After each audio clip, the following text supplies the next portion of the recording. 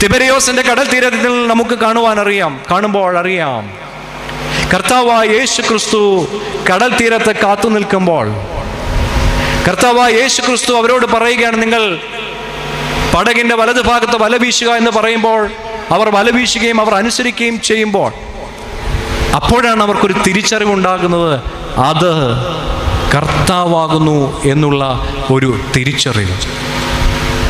അത്രയും നേരം അവർക്ക് വിശ്വാസമില്ലാത്തത് കൊണ്ട് അവർ കണ്ടത് മറ്റൊരു രൂപം മാത്രമായിരുന്നു. എന്നാൽ ആ രൂപം കർത്താവാകുന്നു എന്ന് തിരിച്ചറിഞ്ഞത് അവരുടെ ഇടയിൽ ആ വിശ്വാസത്തിൻ്റെ അനുഭവം ഉണ്ടാകുമ്പോഴാണ്.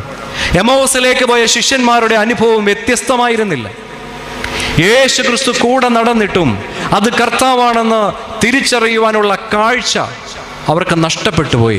കർത്താവായ യേശു ക്രിസ്തു അപ്പമെടുത്ത് വാഴ്ത്തി അവർക്ക് നുറുക്കി